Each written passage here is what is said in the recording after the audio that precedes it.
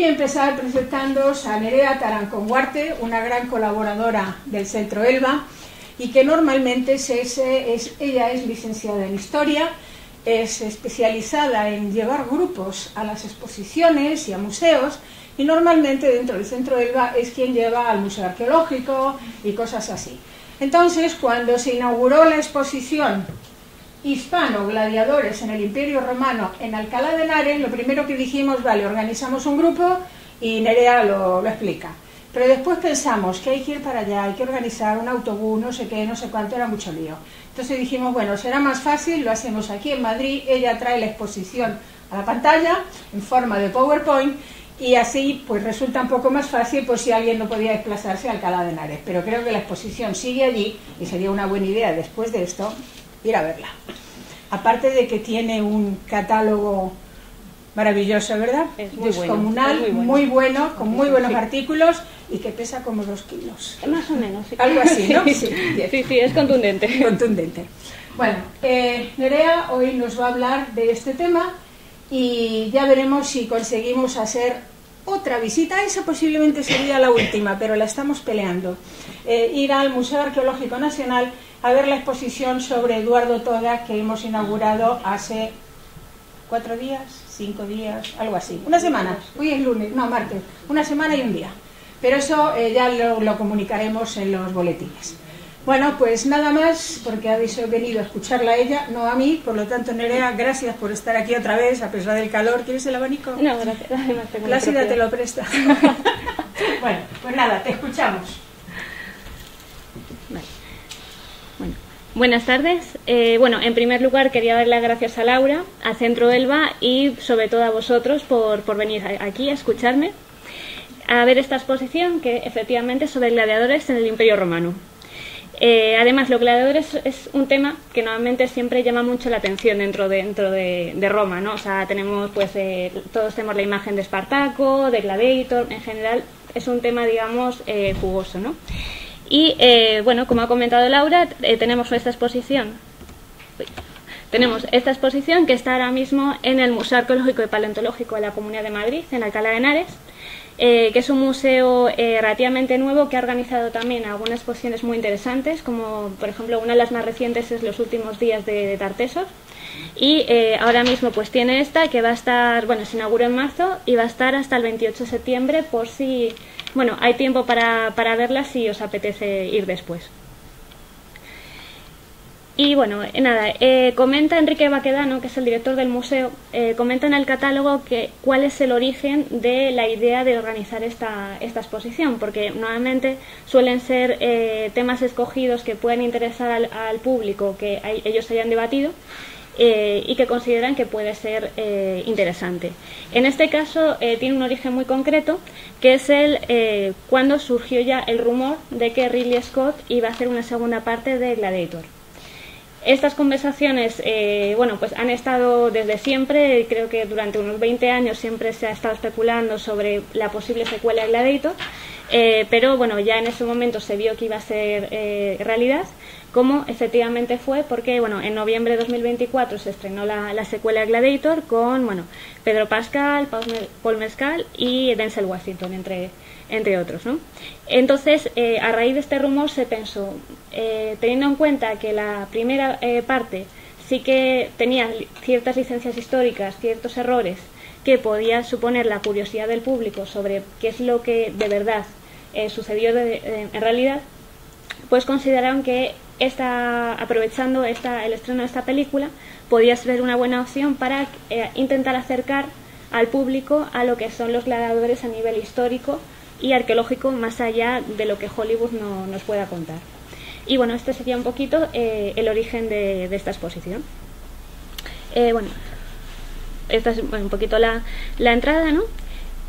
Y bueno, está ubicada en el claustro de la sede del Museo Arqueológico, en el convento de Madre de Dios de los dominicos de Alcalá de Henares.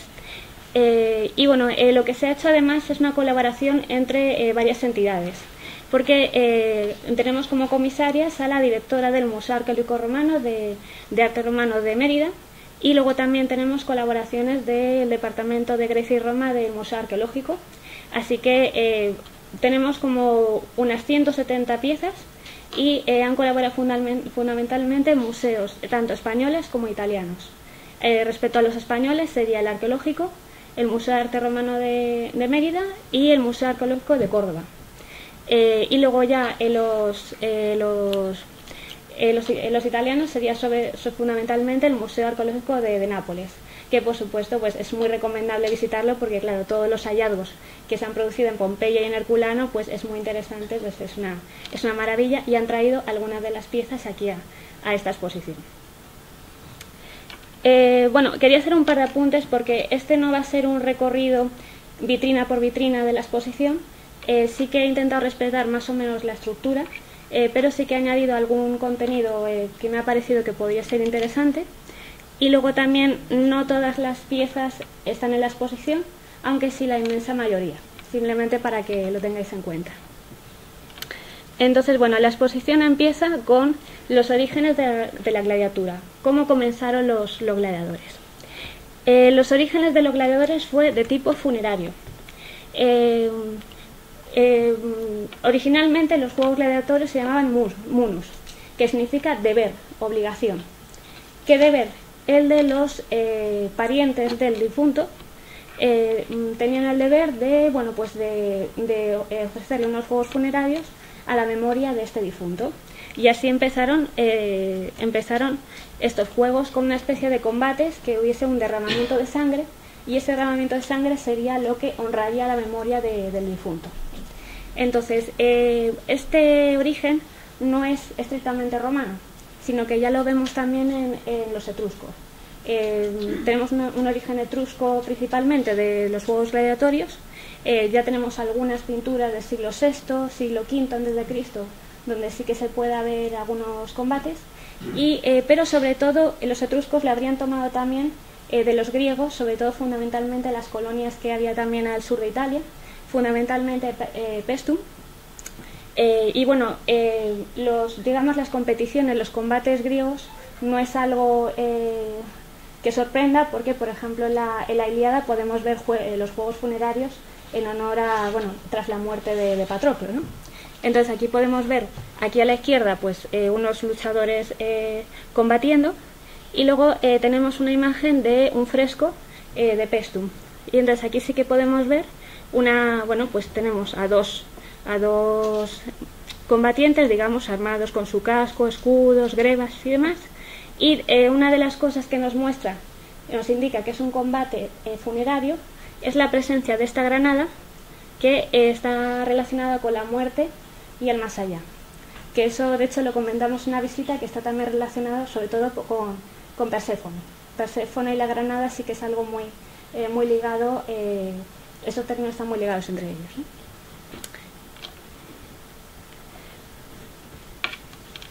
Bueno, en un principio estos juegos funerarios eran más o menos, no estaban muy extendidos, sino que eran juegos funerarios en honor a un personaje que fuese más o menos importante. Se hacían normalmente como 9 días después de la muerte del difunto, pero ¿qué pasa? Que al final se va extendiendo, y ¿qué pasa? Que al final se van añadiendo más parejas, más participantes de gladiadores, y lo que pasa es que se necesita que cada vez haya más tiempo y espacio entre la organización entre la muerte del difunto y la organización de los juegos, porque claro, todo esto requiere una logística de organización, que al final lo que pasa es que se va separando el día de la muerte del difunto con el día de la celebración de estos juegos. Según Tito Livio, los primeros juegos el primer combate de gladiadores como tal que tenemos se celebró en el año 264 a.C., en honor a Junio Bruto Pera, organizados por sus dos hijos, y simplemente lo que hicieron fue hacer pelear a 3 parejas de esclavos, que, como he comentado, precisamente esos combates se supone que habrían agradado al alma de su padre, y a partir de ahí pues se fue extendiendo. También se fue extendiendo no solamente en Italia, sino también por todas las provincias. En Hispania, por ejemplo, la primera muestra de combates gladiatorios sería en el 206 a.C. Y los habría organizado Publio Cornelio Escipión. Bueno, este relieve también aparece en la exposición, aunque es una reproducción, pero es muy interesante también. Y bueno, la idea es que al final, con el paso del tiempo, se van complicando estos juegos y van perdiendo su carácter funerario y al final se acaban convirtiendo mucho más en un espectáculo de masas que el cariz original funerario que tenía, ¿no? Al final es utilizado también como un arma política porque el elevado coste de organización de los juegos lo que hace es que al final los que se encargan de organizarlo tienden a ser personajes poderosos, personajes que tienen dinero, y entonces al final eso se va a convertir en un espectáculo de masas que ya está alejado de este matiz funerario y que al final se utiliza como una forma de propaganda y también de ganarse el favor del público, porque cuanto más, digamos, más numerosos, más ostentosos fuesen los juegos, más entretenido estaría el pueblo y también sería más proclive a escuchar, digamos, las propuestas o las candidaturas del magistrado que lo pudiese organizar, ¿no? Esto pasó en la República y luego ya siguió también con el Imperio, porque los emperadores entendieron lo importante que tenía que ser tener al pueblo entretenido, que lo que comenta lo de Juvenal, lo de al pueblo hay que darle pan y circo. Y entonces sí es que se tomaron bastante en serio esto. Tenemos, por ejemplo, Augusto sí que fue organizando juegos a lo largo de su mandato. Realizó también una reforma de los juegos que veremos posteriormente. Calígula, por ejemplo, al parecer disfrutaba mucho con los juegos. Claudio también. De hecho, organizó una naumaquia en el lago Fucino con miles de condenados a muerte, y al parecer sí que era muy aficionado a estos juegos.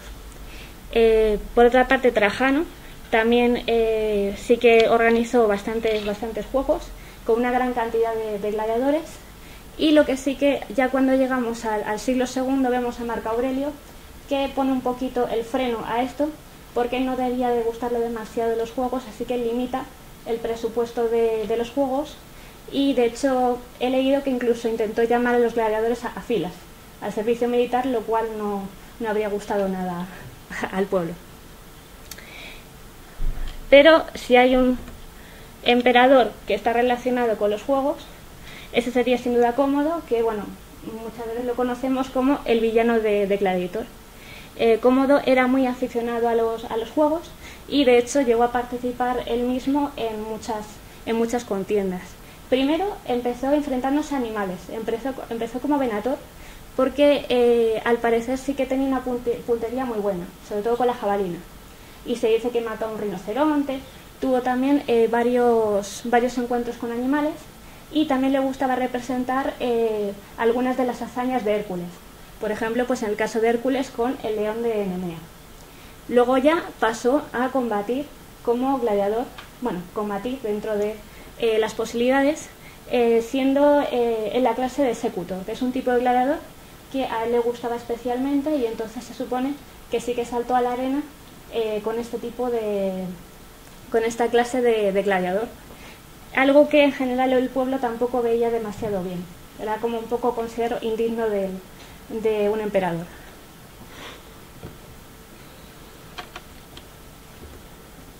Bueno, el caso es que en un primer momento los juegos se hacían más o menos en el foro donde se pudiesen organizar, también el foro Boario, pero llegó un momento en el que ya se necesitaba un espacio mucho más grande, y de cara a lo que es la política como tal, consideraron que estratégicamente era importante que se hiciese en un sitio donde pudiesen reunir a una cantidad importante de personas. Y luego ya llega un momento en que empiezan a adaptarse ciertos espacios, se empiezan a construir gradas móviles, pero todavía no son permanentes, y entonces es cuando se llega a la idea de construir un edificio específicamente para bueno, pues para realizar los juegos gladiatorios, que es el anfiteatro. Este es un edificio que es intrínsecamente romano, porque sí que tenemos muchos edificios, el teatro, el circo, que básicamente sería de origen e influencia griega, pero en el caso del anfiteatro sí que fue realizado por los romanos. Y bueno, realmente, como su propio nombre indica, a líneas generales serían como dos teatros contrapuestos. Y bueno, aquí podemos ver un poquito lo que son las principales partes del anfiteatro. Tenemos aquí toda la parte esta, es la arena, que bueno, es donde se realizaban obviamente los combates. Luego ya toda la que es el graderío se dividía en tres partes. Sería la ima cavea, la suma cavea y ya la media cavea, que además eran ocupadas por el público, sobre todo a partir del imperio, en función de su estatus social. En un principio cada uno pues se sentaba más o menos donde quería, y llega un momento en el que al final el estatus marca también la posición de una persona dentro del anfiteatro. Normalmente la regla es cuanto más cerca de la arena, la posición es más alta. Por eso se solía reservar también un espacio en la tribuna para senadores o para vestales. Entonces realmente cuanto más abajo estuvieses, pues mejor. Luego ya pues en la parte más alta pues solían estar ya la gente de estatus más bajo, también las mujeres que no estaban casadas. Bueno, tenían también su propia estructura social. Y luego, por supuesto, pues estaba toda la parte, todos los laberintos, digamos, que estaba debajo de la arena, que ahí pues era pues donde se guardaban las bestias, donde se realizaban pues todos los mecanismos para subir a la arena, pues lo que son los mecanismos de funcionamiento del anfiteatro.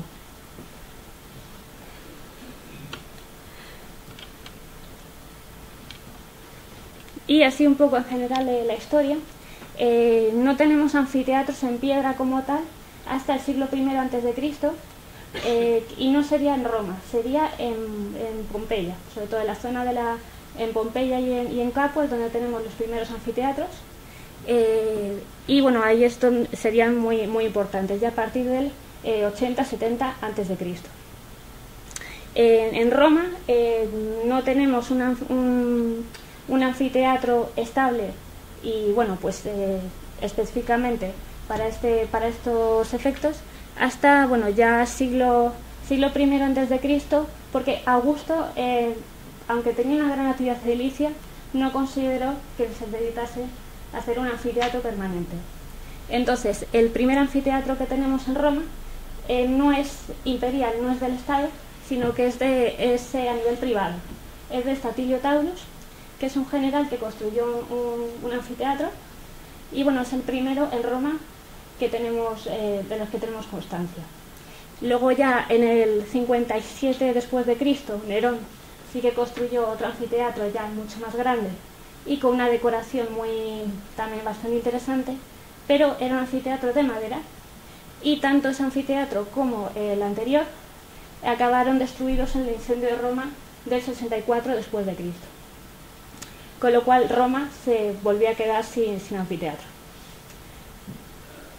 Hasta que bueno, ya Vespasiano utiliza la zona que ocupaba la Domus Aurea de Nerón y emprende el proyecto de construir el anfiteatro Flavio, que nosotros conocemos ahora como Coliseo.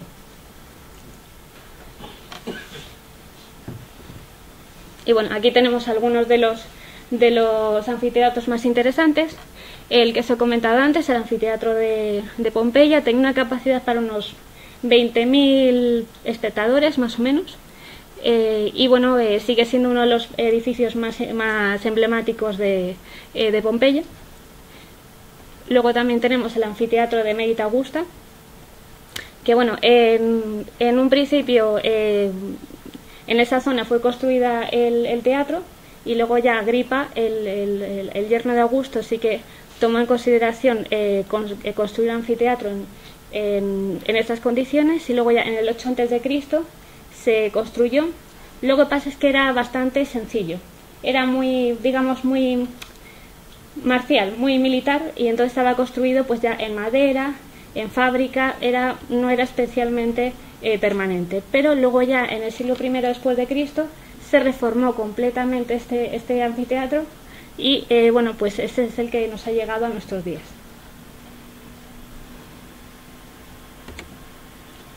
Otros interesantes también son, por ejemplo, la Arena de Verona, que bueno, es más o menos del 30 después de Cristo, más o menos, y bueno, todavía está bastante bien conservado, y de hecho, bueno, todavía se siguen celebrando festivales, óperas.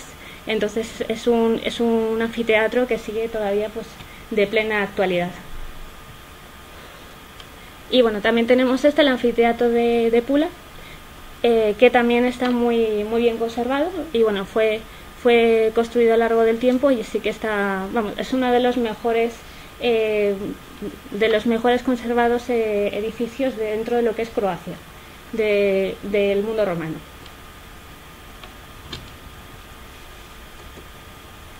Y por supuesto, pues tenemos el Coliseo, es el anfiteatro Flavio. Empezó a ser construido por Vespasiano, pero Vespasiano murió cuando todavía estaban por el tercer piso, más o menos, y luego ya fue completado por Tito y ya construyó pues los 4 pisos que tiene el anfiteatro.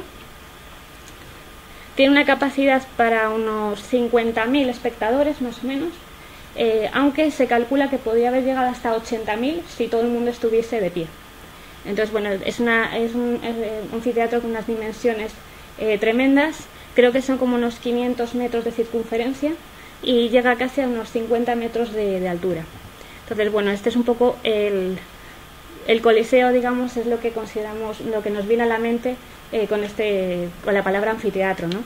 También ha sido representado en muchos sitios, como por ejemplo, en esta moneda que se conserva en el British Museum.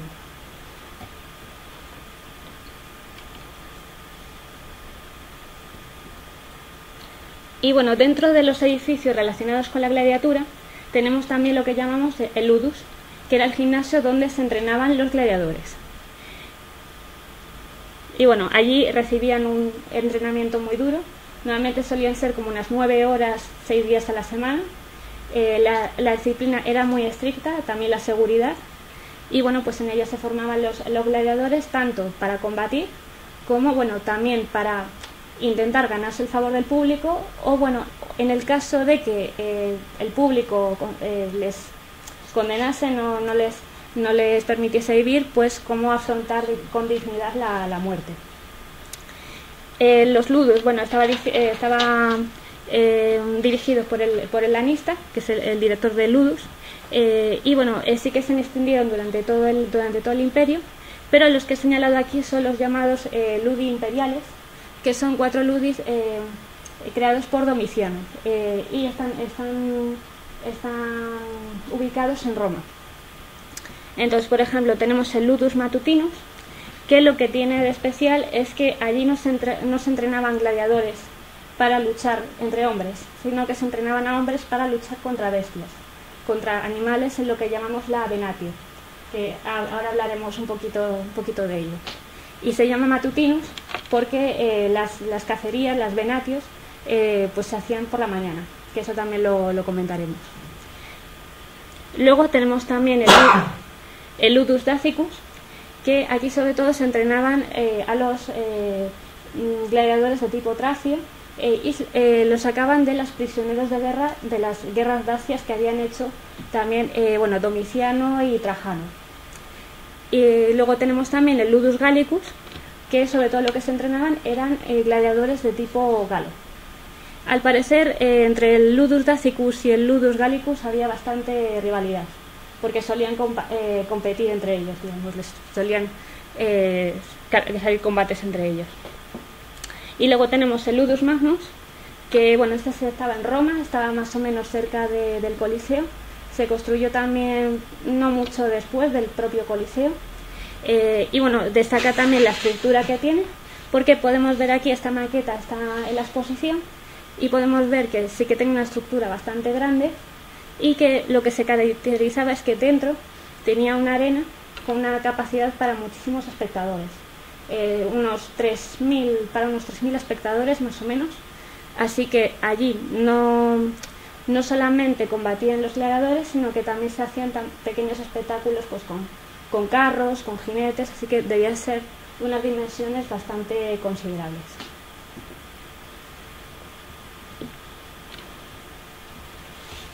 Y bueno, aquí tenemos, como me pareció que estaba mejor conservado, el ludus de Pompeya, que también es un ludus muy, muy interesante, tiene este peristilo, y en él se han encontrado varias pinturas, se han encontrado también hasta unos 170 grafitos de gladiadores, y bueno, en el interior también se han encontrado varios restos de armas, de armaduras, incluso también algunos restos humanos.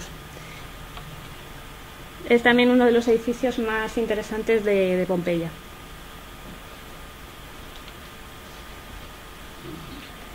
Y bueno, ya respecto a lo que son los espectáculos en la arena sobre los propios gladiadores,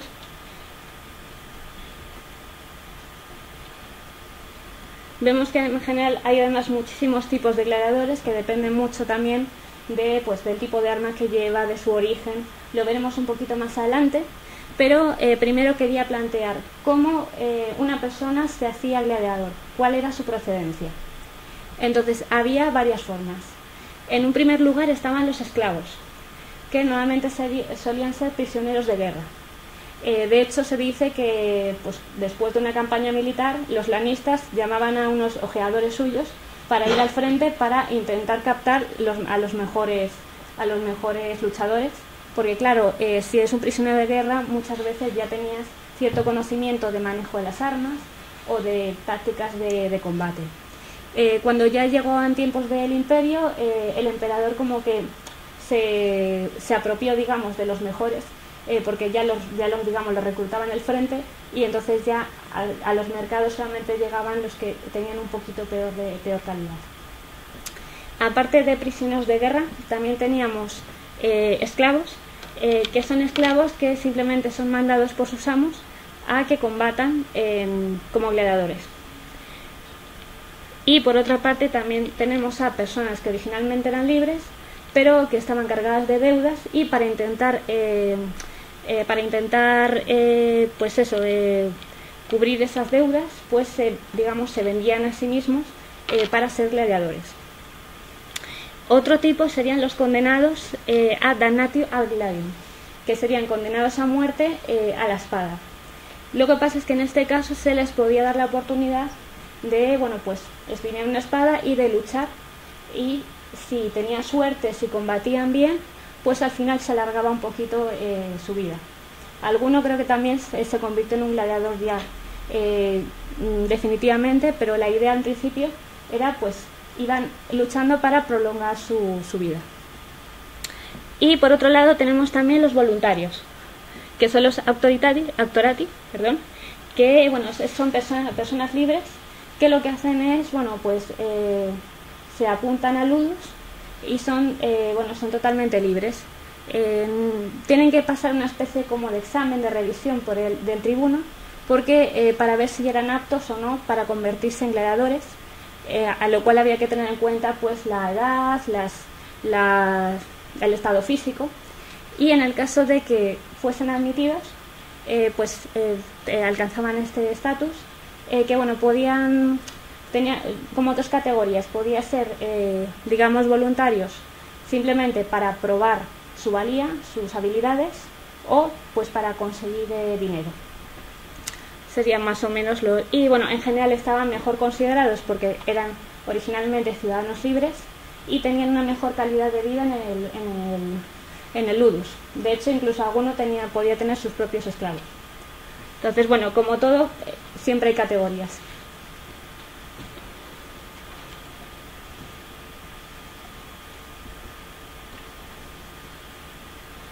Y respecto a las clases de gladiadores, os pongo aquí un mosaico muy interesante también de Lidia, donde podemos ver diferentes tipos de gladiadores. Como os he dicho, no son un grupo homogéneo, sino que van cambiando con el paso del tiempo, van surgiendo tipos de gladiadores, luego desaparecen y luego van surgiendo otros. Por ejemplo, los primeros tipos de gladiadores que surgieron eran los que surgían de diferentes tribus o pueblos que habían sido conquistados por Roma. Entonces, en este caso tenemos el samnita, que de hecho es el primer gladiador que surge. También tenemos el galo, tenemos el tracio, y luego ya pues van evolucionando y de algunos salen otros. Es un continuo, aunque ya más o menos ya en la época del Imperio como que se estabiliza un poquito las clases de gladiadores. Los gladiadores obviamente tenían dos tipos de armas, las armas ofensivas y las armas defensivas. Entre las ofensivas obviamente estaban las espadas, las lanzas, las dagas, el tridente, y luego también tenían armas defensivas como pues el escudo, las grebas, también tenían hombreras, obviamente el casco, y dependiendo del tipo de armas que portasen podemos clasificarlos en un estilo o en otro.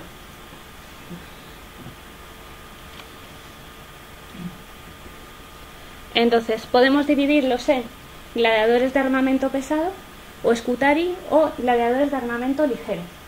En el caso de los del armamento pesado se llama scutari porque lleva un escudo de dimensiones bastante grandes, y en general estos tipos de gladiadores están muy bien armados, tienen una armadura bastante considerable. El primero que vemos aquí es el samnita, que es el primero que surge, y que bueno, como podéis ver aquí, pues tiene el yelmo, tiene escudo, tiene también grebas a la altura de la rodilla. Este no está en la exposición, está en el Museo de Fitzwilliam de Cambridge, pero bueno, me pareció bien traerlo aquí. Y bueno, desaparece ya con la reforma de Augusto en el Imperio y da lugar a otra serie de gladiadores que tienen características similares, como el mirmilo, el secutor o el homóplaco. Luego tenemos aquí el mirmilo. Es decir, que en la exposición primero se habla de los tipos de gladiadores y luego tiene otra sección con las armas. Entonces me ha parecido mejor fundir ambas secciones para ir presentando los gladiadores con el tipo de armas que ha traído la exposición. En este caso tenemos el mirmilo, que probablemente sea el gladiador más reconocible, precisamente por el tipo de casco que tenemos aquí. Ese es un casco también que tiene una visera, tiene una cresta, que este tipo de cresta se consideraba que tenía una especie de forma de pez. A veces están decoradas con escenas de pesca, y bueno, tiene toda la cara prácticamente cubierta y protegida. Aquí podemos tener una placa funeraria de unos mirmilones también, que esta sí que está en la exposición. Y bueno, pues el resto de la armadura del armamento del mirmilo sí que tenía un scutum, tenía también diversas las grebas, así que es probablemente uno de los gladiadores mejor pertrechados. Eso los hacía también más lentos, más pesados, pero realmente serían como los más fuertes y probablemente uno de las clases preferidas por los romanos. Realmente para ser mirmilo tenías que estar en muy buena forma física, porque el equipo sí que pesa bastante. Por lo que he visto, los cascos pesan entre 2 y 6 kilos, más o menos.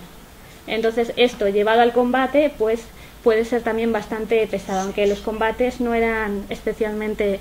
Normalmente el de 6 kilos que he visto era más bien de desfile, no era utilizado para combates, pero sí que los de 2 kilos y entre medias sí que se supone que eran utilizados de forma habitual.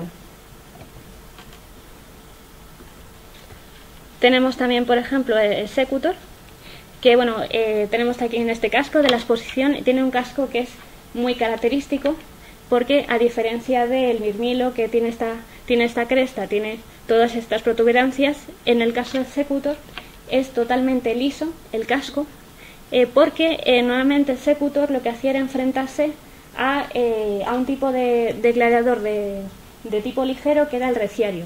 Y el retiario, lo explicaré más adelante, pero normalmente solía lanzar una red. Y obviamente, si tenías un casco liso, pues era menos posible que la red se te enganchase. Por otro lado también tiene unos agujeros muy pequeñitos para los ojos, porque el retiario, aparte de la red, lo que tiene es un tridente. Y la idea era también evitar que te pudiese clavar el tridente en la cara. Aunque sí que se han encontrado en un cementerio en Éfeso 3 cráneos con heridas de tridente en la cara, con lo cual pues no siempre funcionaba.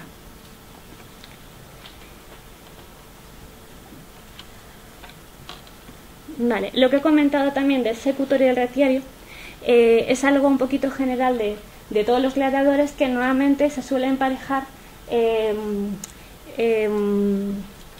gladiadores de diferente categoría. Normalmente se suele emparejar un gladiador de estilo pesado y otro gladiador de estilo ligero para compensar cada uno las ventajas del otro. Entonces, normalmente los gladiadores de estilo pesado sí que estaban mucho mejor pertrechados y pues en realidad tenían más seguridad, pero claro, eran mucho más lentos. Con el peso del equipo sí que se podían mover de forma más lenta, y en cambio los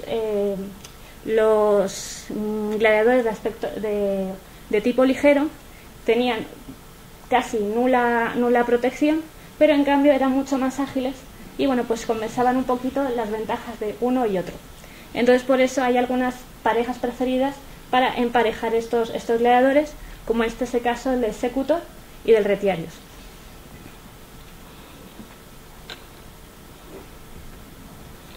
Bueno, también tenemos otros de este estilo. Este casco también lo tenemos allí. Entonces este es el provocator, que es más o menos también del estilo del mirmilo. Suele estar bastante bien pertrechado. Es característico por el peto que lleva en el pecho, el uso del escudo, que se puede utilizar también como protección, pero también como arma. Y bueno, y el tipo de casco, que en general está bastante cerrado y bastante bien cubierto. Este además lo tenemos decorado en la parte de arriba. Y bueno, aparte de eso, aparte de los cascos, lo que tenemos también en la exposición es protecciones de otro tipo, como en el caso de protecciones de muslo, o bueno, también tenemos sombreras que aparecerán un poquito más adelante. Aparte de estos gladiadores, porque es que hay muchísimos tipos, también tenemos dentro de lo que son de gladiadores de Scutari, serían también pues el galo, por ejemplo. También tenemos el Sagittarius, que ese sí que utilizaba el arco y las flechas. Hay una cierta cantidad de gladiadores que bueno, pero bueno, solamente me voy a quedar un poquito con los más importantes. Y bueno, llegamos ya a los gladiadores de armamento ligero. Se llaman parmulari en referencia al escudo que llevaban, que es un escudo mucho más pequeño que el que llevaban los otros, los Scutari. El parmulari más o menos medía unos 60 centímetros, así que bueno, en comparación con el otro era relativamente pequeño.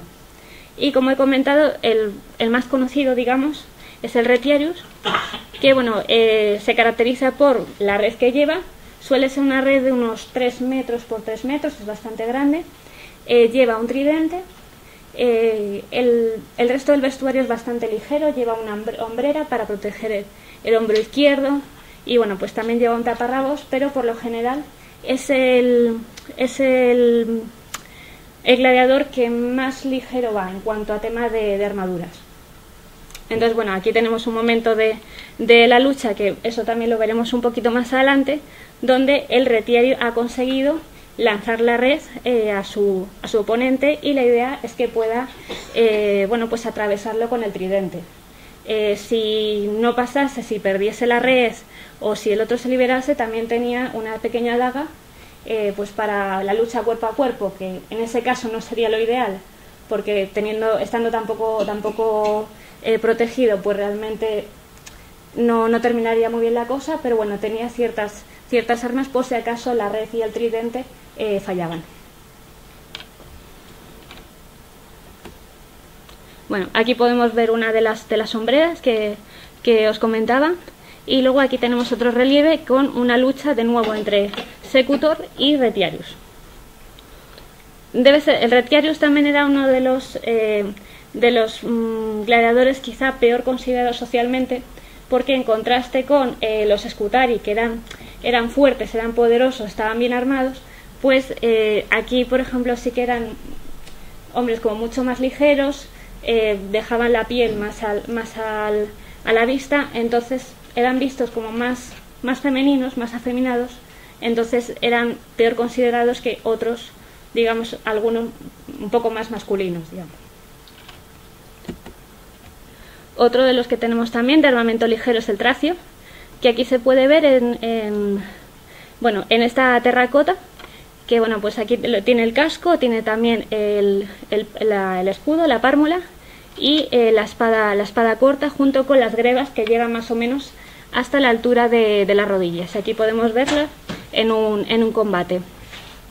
Estas figuritas de terracota, la verdad es que son pequeñitas, es una cosita así, y se supone que se daban como dones dentro de las Saturnalias, como una especie de regalos y de dones. No tenían tampoco una visión útil. Bueno, otros de los que tenemos aquí es, por ejemplo, el Dimajerus, que bueno, este relieve no es de la exposición, pero es que realmente apenas hay representaciones de este gladiador. Es bastante interesante porque es un gladiador que utilizaba dos espadas, una espada en cada mano. Entonces, bueno, lo que hacía es que no tenía apenas protección, y al tener una espada en cada mano, en realidad los combates tenían que ser muy agresivos y también bastante emocionantes, imagino, para el propio pueblo. Por eso hay algunos gladiadores que hay veces que solamente pueden competir entre ellos, como es el caso también del Dimajerus, porque no hay tampoco uno que le pueda tener una igualdad de ventajas parecida. También tenemos alguno como el Eques, por ejemplo, que lo vemos aquí, que combatían a caballo. En este relieve en concreto han combatido ya a caballo y o han caído o han bajado a tierra, y entonces lo vemos con lo que son su armadura, su aspecto fuera del caballo, que en general era bastante sencillo, pues era una túnica corta o un suplicario y nada, un escudo pequeñito. En general era bastante ligera la armadura, y al igual que el Dimajerus solamente podían luchar entre ellos, porque claro, jinete con otro pues tampoco.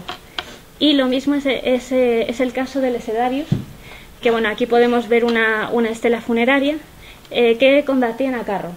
Combatían en carros, el carro tenía su propia auriga y luego ya pues el gladiador se encargaba pues de luchar, normalmente también con armamento más o menos ligero, también con jabalinas, y obviamente pues tampoco tenían otro que se le pudiese igualar, así que solían combatir entre ellos.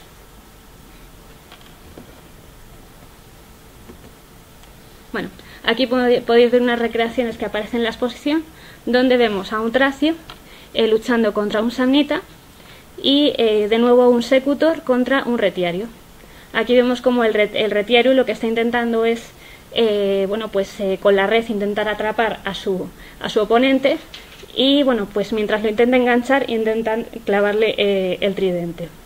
Hay veces que otra de las técnicas será intentar no enganchar al rival como tal, sino intentar enganchar su arma, desarmarlo y a partir de ahí poder atacar. Cada uno al final pues tenía las tácticas que consideraban mejores.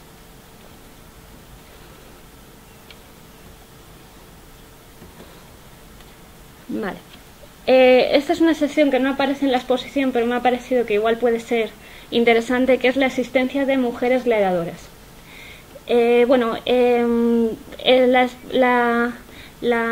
Su presencia en las fuentes es muy escasa, debía ser muy minoritaria, obviamente, respecto a la gladiatura masculina, pero su origen debía ser más o menos similar al de la gladiatura masculina, que es origen funerario. Entonces, por eso podemos tener aquí, la primera fuente que nos habla de ellas es Nicolás de Damasco, que cuenta cómo los romanos presentaban los juegos de gladiadores, una práctica que les fue dada por los etruscos, sino también en sus banquetes. En el instante en que la garganta de alguno era cortada, aplaudían con placer, y a veces resultaba que alguno, había especificado en su testamento que las más bellas mujeres que había comprado debían enfrentarse entre sí.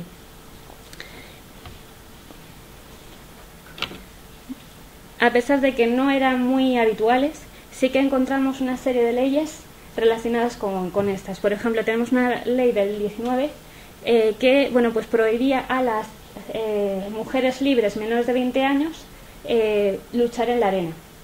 Y eso luego fue refrendada con la prohibición también de cualquier hija, nieta, bisnieta del senador acercarse de cualquier forma a la arena, sobre todo en el caso de mujeres de alta sociedad. Y luego ya en el 200 después de Cristo, Septimio Severo prohibió totalmente esta práctica, que es relativamente escasa en el tema de las fuentes, pero sí que parece ser, era visto como algo exótico y algo de lujo, porque no era algo especialmente habitual y normalmente solían estar relacionados la idea de las mujeres gladiadoras con el tema del extranjero, el bárbaro, porque el hecho de que una mujer de bien romana se vistiese como con las armas de un gladiador y luchase, era un poquito como contrario a lo que es la moral romana. Entonces también, como mujeres con armas eran un poquito relacionadas en el imaginario colectivo con las amazonas, pues eso también favorecía un poquito esa asociación con lo exótico, con lo extranjero, que es un poquito la imagen que se quiere dar. Tenemos algunos emperadores que sí que eran muy aficionados a las luchas de gladiadores, en concreto Nerón. Por ejemplo, Nerón sí que organizó varias luchas de gladiadores, alguna, por ejemplo, en el funeral de su madre. También organizó alguna lucha con guerreras etíopes. Pero en general es bastante más reducido que obviamente la gladiatura masculina. Y aquí podemos ver la mejor representación que tenemos de dos gladiadoras mujeres, que serían Aquilia y Amazonia. Y como podemos ver, en realidad están vestidas prácticamente con las mismas armas que con los que haría gladiadores masculinos. Lo único, no tenían casco y sí, al igual que sus homólogos masculinos, combatían con el torso desnudo. Por lo que parece, este combate, nos lo comentan aquí, terminó en empate. Que hay veces que sí que nos ponen los nombres y también nos comentan cómo terminó el combate que se está narrando.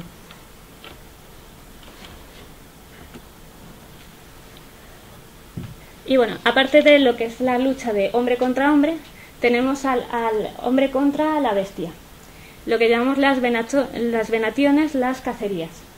Entonces, en un principio esta práctica surgió con la idea de que los legionarios, mientras iban ocupando las diferentes provincias, se iban trayendo a Roma animales exóticos de los viajes. Tenemos los elefantes, los leones, jirafas, rinocerontes, y de ahí surgió la idea de, la curiosidad del público, cómo utilizar esto, ¿no? Tenemos, a ver, en un principio sí que era solamente animales contra animales, se sacaban los animales y algunos eran, por ejemplo, unos emparejamientos un poquito raros, tipo un elefante contra un rinoceronte, pero hay veces que el público ya se empezó a cansar de lo que es la sorpresa de estos animales exóticos, porque además hay algunos animales que se negaban a luchar entre ellos y había que estar azuzándoles con lanzas. Entonces ya surgió la idea de qué tal si en lugar de luchar animales contra animales, hacemos hombres contra animales. Y de ahí surgen dos tipos.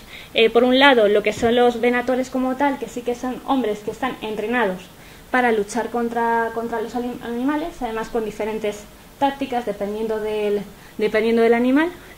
Y luego está lo que se llaman ya las ejecuciones, que era también ejecuciones a nivel del animal, que es literalmente ya a los condenados a muerte lanzarles al anfiteatro para ser devorados o atacados por los animales.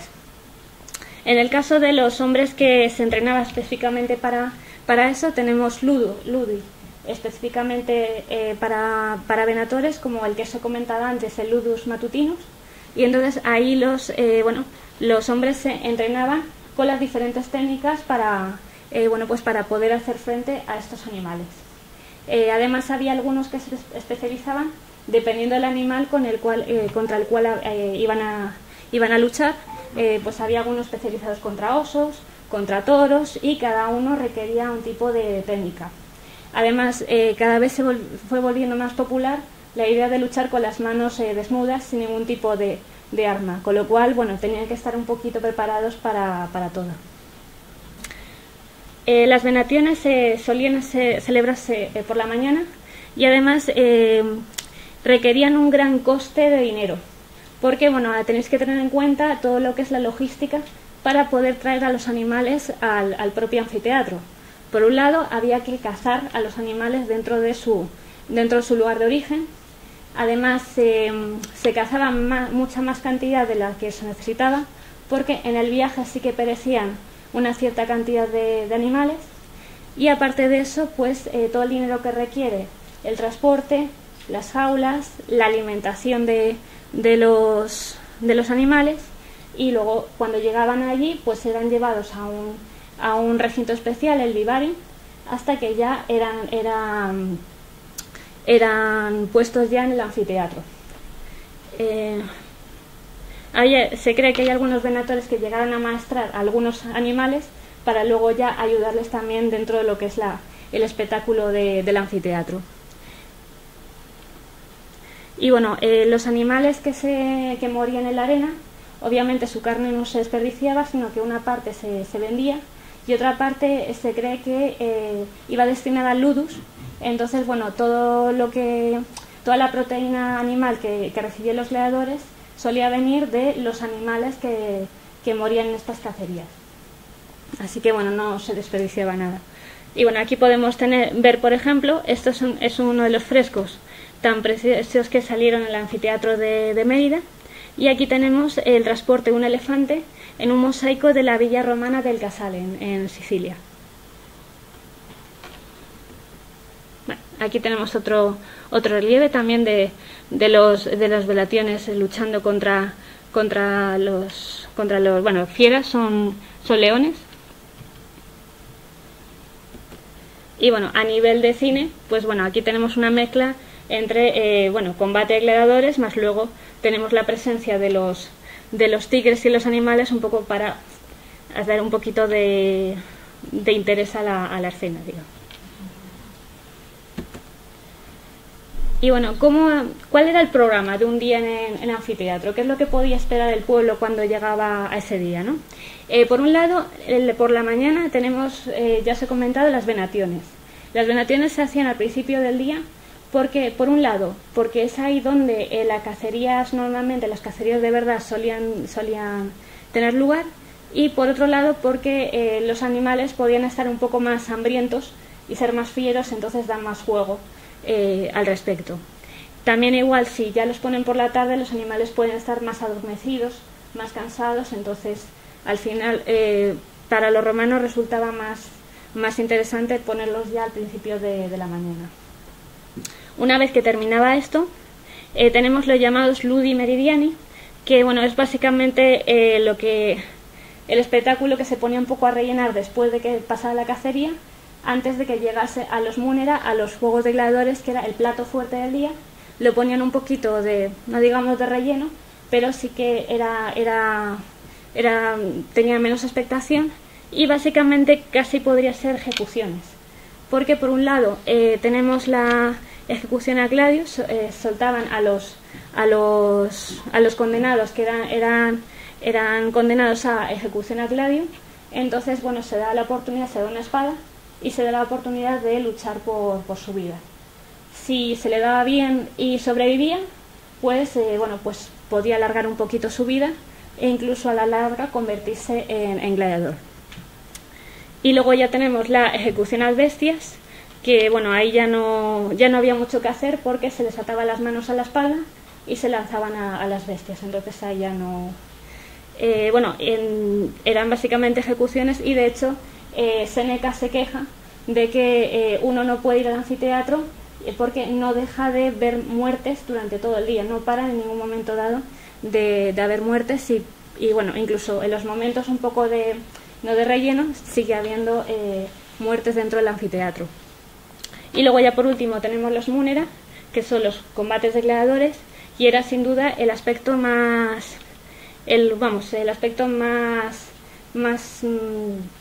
digamos, que más esperaban los espectadores. De hecho, se hacía por la tarde para que diese tiempo a pues la gente que salía terminando sus horas del trabajo, para que pudiese venir aquí y bueno, pues disfrutar de los juegos.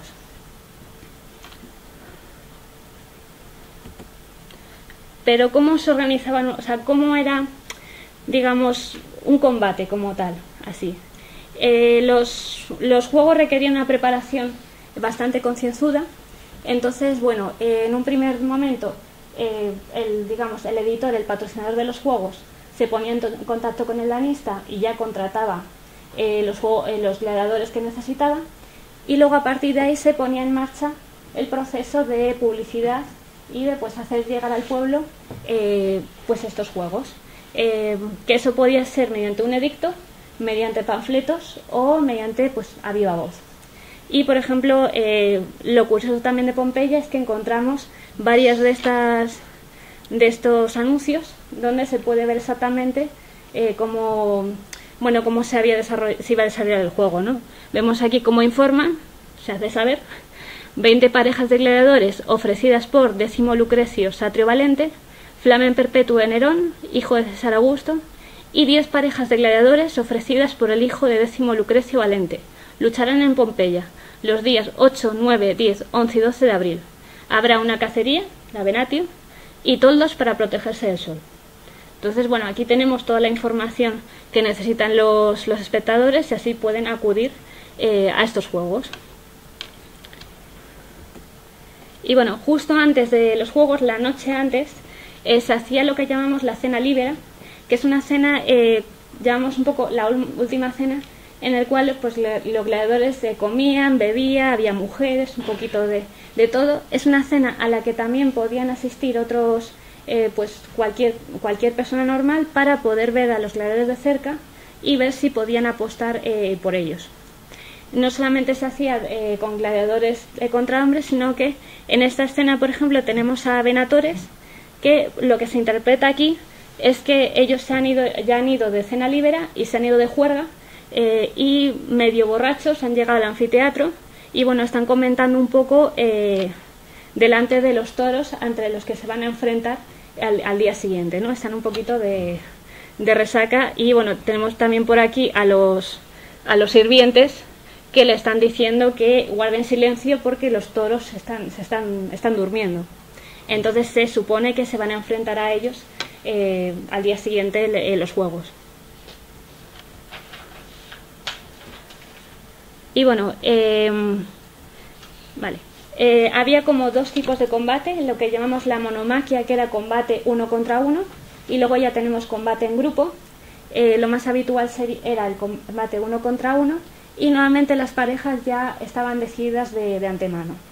Los gladiadores salían y el cine y y la literatura ha popularizado que una vez que llegaban a la arena, se acercaban al patrocinador del evento y le decían: Ave César, los que van a morir te saludan. Pues esto es un mito, no era una frase que se hacía a menudo. De hecho, solamente la tenemos registrada en este texto, y se dijo que sepamos nosotros una sola vez, y no eran gladiadores de verdad, eran condenados a muerte.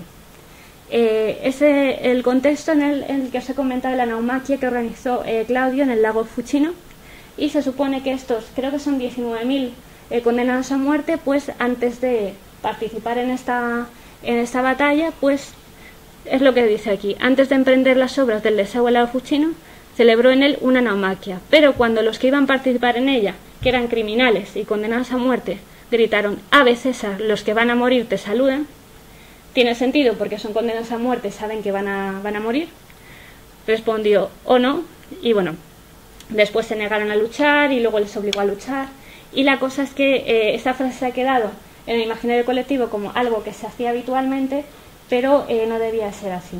En la realidad se supone que ellos se acercaban al patrocinador, inclinaban la cabeza y empezaría ya el combate. que el combate también tenía sus reglas, había árbitros, también tenía bastante chicha, sí.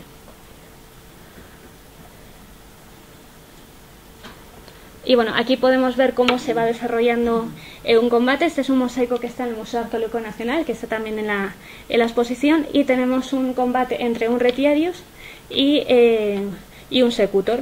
El combate es de abajo arriba. Entonces, por un lado podemos ver cómo en un principio parece que va ganando el retiario, porque tiene a su enemigo enganchado con la red y está a punto de atravesarlo con el tridente, pero en la parte de arriba podemos ver que al final parece que las tornas han cambiado y le ha debido dar un golpe mortal al retiario, y al final el secutor es quien se encarga de... bueno, quien se ha vencido. Por supuesto, la música tiene un papel muy importante dentro de los combates, tanto para empezar, dar comienzo al inicio del combate, luego para pitar el final del combate, y bueno, también en los momentos más interesantes. La duración de los combates se supone que serían de unos 3 a 8 minutos más o menos, porque bueno, también la pesadez de la armadura, el cansancio también hacía mella, pero bueno, cada combate era diferente. Y entonces llegamos al combate, y los combates terminaban o con la muerte de uno de ellos, o con la rendición. Entonces, ¿qué pasa cuando un gladiador se rinde? En este caso, puede pedir la rendición. La idea es que lo mejor es que pida la rendición de pie, porque es símbolo de fortaleza, pero si no, pues también podía hacerlo en el suelo, y de ahí ya el público se encarga de manifestar pues lo que quiere que pase con ese gladiador. Se supone que si querían perdonarlo, gritaban misio, que es perdón, de rendición, y agitaban un pañuelo, y en el caso de que querían que muriese el gladiador, pues con un pulgar hacían el signo de degollación y decían yugula. Y bueno, pues el patrocinador era el que decidía en principio el resultado de ese combate. Nuevamente, si estábamos en el Coliseo ya en la época imperial, pues es el emperador, obviamente, el que toma esa decisión. Y luego tenemos la polémica del pulgar hacia arriba, el pulgar hacia abajo. Nuevamente en las películas y en pinturas y demás se piensa que el pulgar hacia arriba significa pues el perdón, y el pulgar hacia abajo la muerte, pero parece ser que esto no era así. Parece ser que el pulgar hacia arriba, de hecho se supone que era más bien la muerte, porque significa que la espada estaba desenvainada, con lo cual tienes que desenvainar la espada y matar a tu enemigo. Y en cambio, en el caso de que fuese o bien con el pulgar metido dentro del puño, o ya hacia abajo, se supone que sería el perdón, porque es la espada que está envainada. Pero bueno, al final hay mucha polémica respecto a eso, entonces tampoco hay un criterio establecido.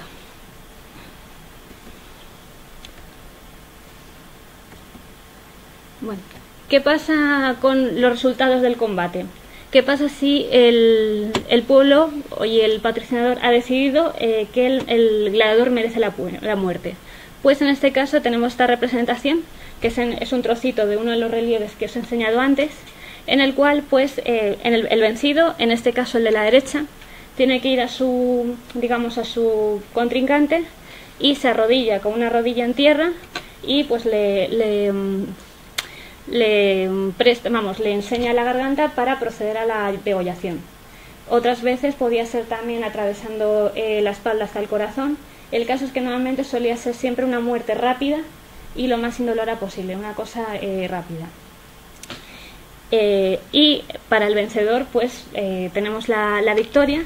Entonces podía volver a salir a la arena, daba las vueltas, enseñaba al público, y luego ya le daban un manto de púrpura, le daban la palma de la victoria, también le podían dar un premio metálico, y en ciertos casos se le podía dar la rudis, la espada roma, que podía significar también la libertad. el hecho de que diesen las rudis no significaba que el gladiador dejase de luchar, porque ha habido casos donde lo ha rechazado y realmente ha continuado luchando, pero bueno, en principio se supone que podía ya ser libre como tal. Y bueno, aquí encontramos un poquito política y legislación, que es otra de las secciones también de la exposición, que bueno, es importante, como ya he comentado, el hecho de que el pueblo pues al final pide más juegos, los juegos al final acaban siendo muy populares y al final se acaban encargando de organizarlos magistrados, personajes poderosos, y los acaban utilizando como una arma de propaganda política también para ganarse el favor del pueblo, y al final resulta que sí que se gastaban grandes cantidades de dinero para poder realizar esos juegos. Aquí tenemos a la izquierda un relieve de uno de los principales organizadores de combates de gladiadores de Pompeya, que bueno, se jacta de haber organizado un combate con 416 gladiadores, lo cual pues en ese momento era una barbaridad, y de hecho era muy apreciado, se le llamaba el príncipe de los Múnera por la cantidad de juegos gladiatorios que organizaba en Pompeya. De hecho, esta inscripción se descubrió hace 8 añitos y bueno, sigue siendo uno de los personajes más populares en cuanto a la organización de los juegos. César también fue uno de los primeros personajes que comprendió la capacidad de los juegos para ahorrarlos a su favor, y entonces empezó a organizarlos también con bastante ostentación. Por ejemplo, bueno, en el 65 a.C. organizó unos juegos para conmemorar el aniversario de la muerte de su padre, que había muerto 20 años antes, y llegó a acumular tal cantidad de gladiadores que los senadores empezaron a preocuparse, porque llegó a contratar a 320 parejas de gladiadores. Hay que tener en cuenta que unos 6 años antes se había producido la revuelta de gladiadores de Espartaco, con lo cual este gesto de César, la verdad es que causó bastante temor, y de hecho llegaron a promulgar una ley para limitar el número máximo de gladiadores que podía participar en un combate, como que se pusieron un poquito nerviosos respecto a eso. Y bueno, un par de las leyes más importantes que tenemos. Hay que tener en cuenta, bueno, la reforma de Augusto, que tuvo lugar en el 11 a.C., que bueno, pues lo que hace es, en primer lugar, crea nuevos tipos de gladiadores, por ejemplo el Mirmilo, el Secutor, y hace desaparecer otros gladiadores. El Samnita, que os comentaba que era el primer gladiador que aparece, pues desaparece en este momento, y también los gladiadores relacionados con los pueblos, las tribus. Luego también estipula el número de días que pueden durar los Múnera y el número máximo de gladiadores participantes. También establece una nueva colocación de cada individuo en las gradas, que es lo que había comentado, que al principio como que cada uno se colocaba donde quisiera, y ahora sí que establece una norma fija sobre qué es lo que dónde se tiene que colocar una persona según su estatus social. Como comenté, cuanto más cerca de la arena, más alto es el estatus social de una persona. Y por último, también se suspenden los Múnera sin emisiones. Es decir, se suspenden los combates que terminaban sí o sí con la muerte de uno de los gladiadores. El misión es el perdón. Entonces, a partir de ahora, no había posibilidad de no indultar a los gladiadores, ¿no?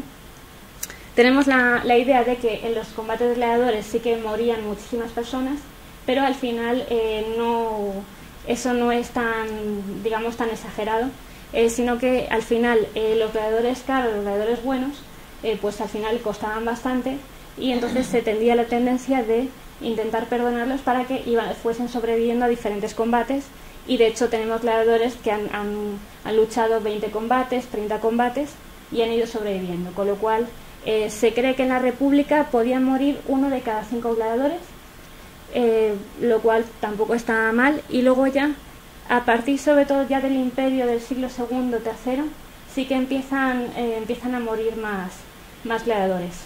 Porque además Domiciano instituye una cláusula en la cual el vencedor puede decidir sobre qué es lo que pasa con el gladiador que ha derrotado. Y pues a raíz de eso pues empezaron a morir más gladiadores.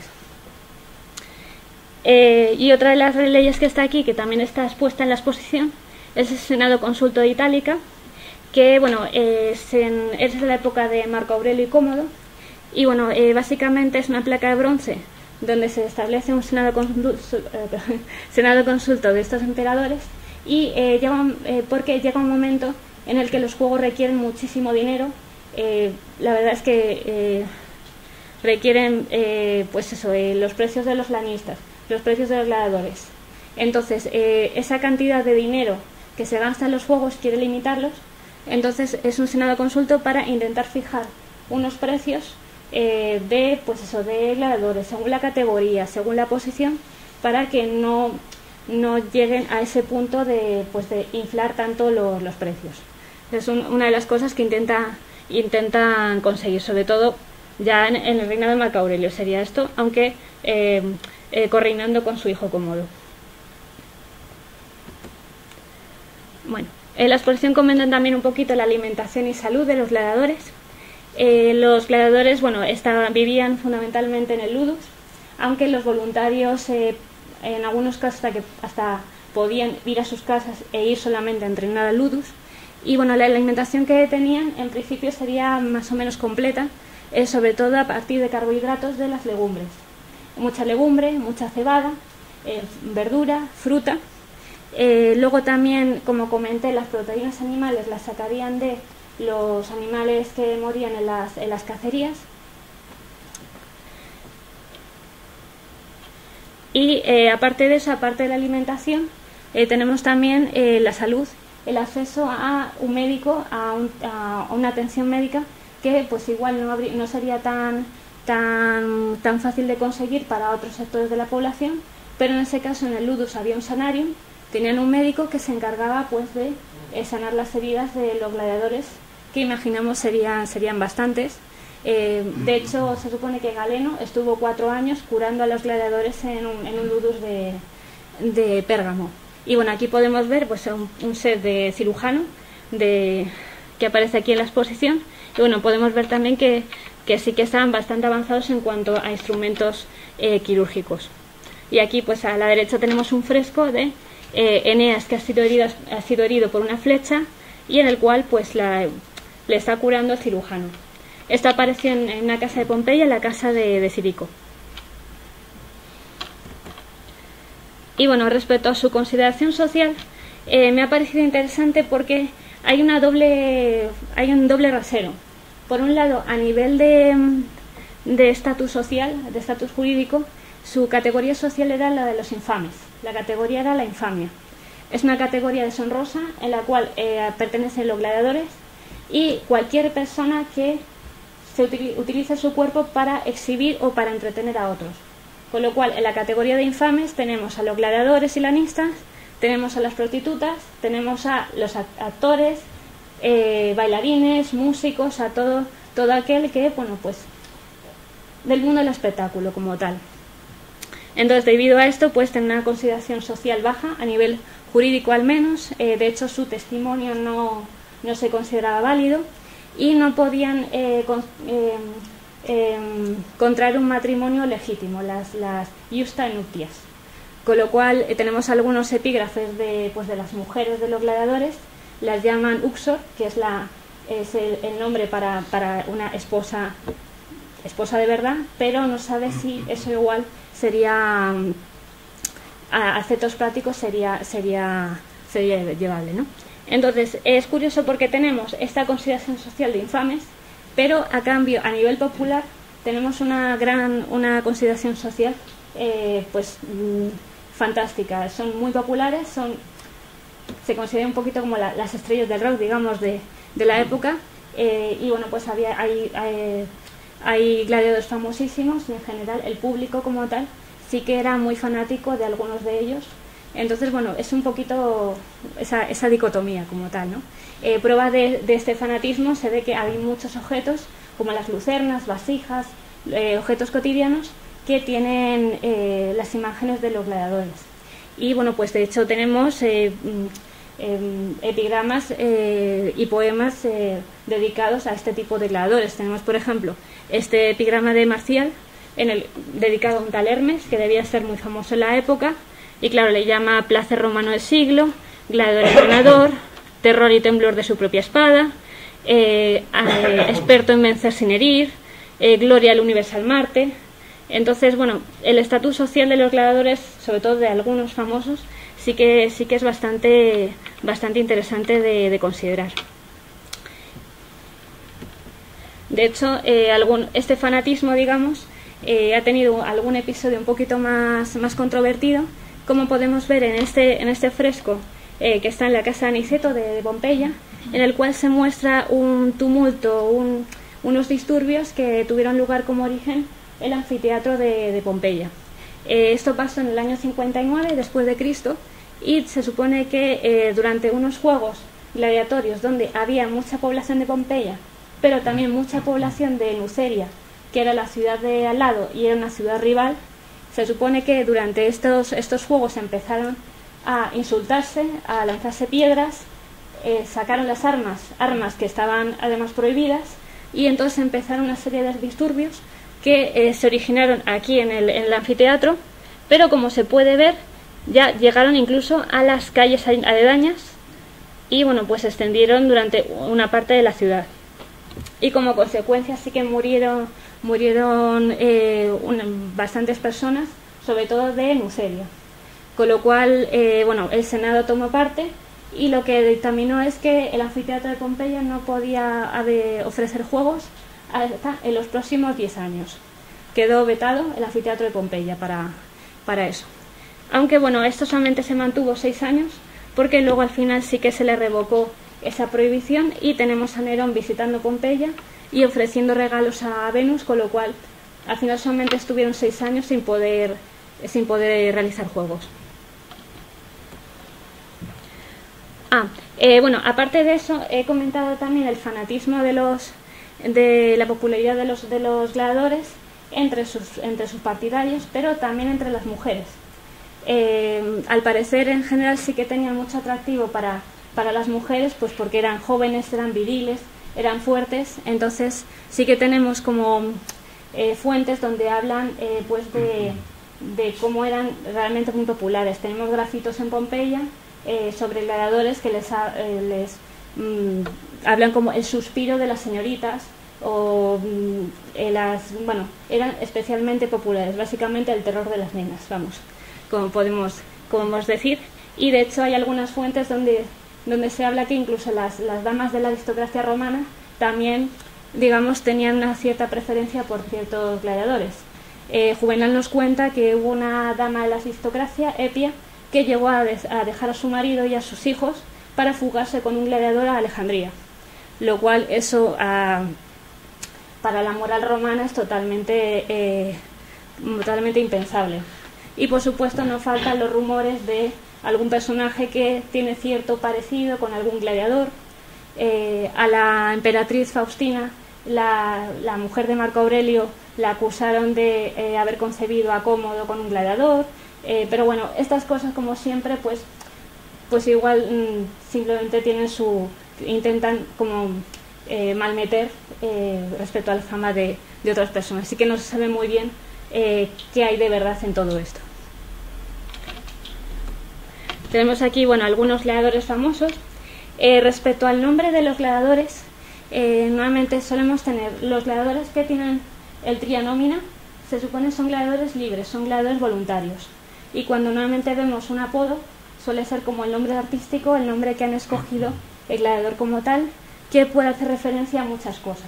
Puede hacer referencia a su clase de gladiador, a sus características más importantes. Tenemos una gran cantidad de nombres que se han conservado de gladiadores. Y bueno, aquí he puesto algunos de los que igual pueden ser un poquito más conocidos. Por ejemplo, por supuesto, tenemos a Espartaco, que bueno, es de origen traci, que se formó en en el Eludos de Capua y llevó a cabo una rebelión con miles de esclavos. Y luego al final, bueno, el Senado tuvo que mandar a 40.000 legionarios para aplastar esta rebelión. Espartaco murió y se supone que hubo unos 6.000 esclavos que fueron crucificados a lo largo de toda la Vía Apia. Junto a Espartaco está también Crixo, que es otro de los líderes de esta rebelión. Tenemos también a Espículo. Espículo era el gladiador favorito de Nerón. Y se cuenta que cuando Nerón decidió que debía morir, buscó a Espículo para que le diese muerte, pero no llegó a encontrarlo, así que no pudo servirse de él. Se supone que recibió una gran cantidad de favores y de riquezas por parte de Nerón. He puesto aquí también a Prisco y Vero, que son dos gladiadores que son famosos en un combate. Es una de las pocas fuentes en el que se ve una narración de un combate de gladiadores. Y se supone que bueno, ellos estuvieron luchando y tuvo un resultado muy raro ese combate, muy especial, porque estuvieron luchando durante mucho tiempo, se cansaron, ya no daban para más, y el público empezó a pedir a gritos que les perdonase la vida. Y al final el combate acabó con los dos siendo manumitidos, o sea, los dos recibieron la libertad, lo cual no es algo muy habitual en estos casos. Y luego ya tenemos a Marco Valerio Hispánico, que se supone que vivió durante el siglo II, nació en Emérita Augusta y es un general romano que acabó convirtiéndose en gladiador. Y bueno, pues si la trama os suena de algo, se supone que es el personaje en el cual está basado el personaje de Valerio Máximo de Meridio en Gladiator, de forma un poquito cogido con pinzas, digamos. Y nada, por fin tenemos el final y pervivencia de la gladiatura. Vemos como a partir del siglo III ya empieza a haber una decadencia de los juegos gladiatorios, porque al final cada vez consumen más gastos por parte del Estado. Llega un momento que hay como unos 200 días de juegos. El Estado no puede con ello, porque además hay falta de campañas, de victorias militares, los animales también se están acabando. En general es algo que ya el Estado no puede financiar, con lo cual empezamos una especie como de retroceso de los juegos. Ya aparte de eso también tenemos empieza a ver la llegada del cristianismo. El cristianismo obviamente ve con muy malos ojos los juegos, porque ven un espectáculo que es cruento, violento, y no están a favor de los combates de gladiadores. Así que tenemos en 325 el edicto de Constantino el Grande mostrando su desaprobación de los juegos, aunque ya en el 404 es Honorio el que ordena oficialmente la abolición de los múnera, aunque se supone que algún combate se fue celebrando por ahí hasta el siglo V, siglo VI después de Cristo. Pero una vez ya que los combates dejaron de celebrarse, los edificios fueron utilizados para otras cosas y se convirtieron en ruinas, y no es hasta ya el siglo XVIII, con el descubrimiento de Pompeya y Herculano, cuando empieza a volver un poco la fiebre por la antigüedad, por Grecia y Roma. Se convierte ya en una inspiración para artistas, para pintores, para novelistas, y de hecho en el siglo XIX también vemos el surgimiento de novelas ambientadas en época romana, como es el caso de Quo Vadis. Sin embargo, quizá lo que más ha podido contribuir a la pervivencia de la gladiatura sería el cine. El cine, por un lado, pues tenemos Espartaco, que obviamente tenemos al inolvidable Kirk Douglas. Luego ya Espartaco más recientemente ha sido llevado a la pequeña pantalla en la serie Spartacus, aquí protagonizado por Andy Whitfield y Liam McKay. Y bueno, es un poquito la última versión que tenemos de Espartaco, más o menos famosa. Y por supuesto el personaje de Kirk Douglas ha dado también para que Asterix pueda llevarlo a cabo con el personaje de Spartakis, que claramente no tiene ningún tipo de parecido con Kirk Douglas, que aparece en el mal trago de Obelix. Luego también, por supuesto, tenemos Gladiator, que ganó 5 Oscars y bueno, pues se convirtió en todo un hito a la hora de renovar el interés por el peplum, por la historia romana, y pues del inicio de Gladiator pues se llevaron a cabo varias películas de este estilo. Tenemos Troya, tenemos 300, con lo cual ha sido responsable también de la reactivación de un género cinematográfico.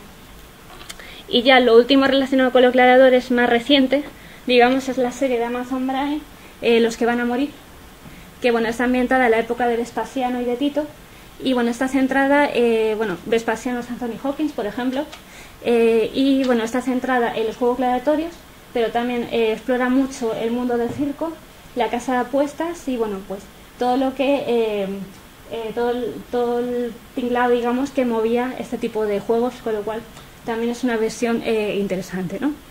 Y nada, pues aquí llegamos al final. Y nada, solamente quería daros las gracias.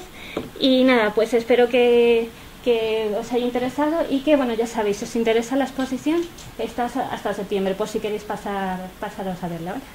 Y nada, pues aquí acabamos. Muchas gracias por vuestra atención.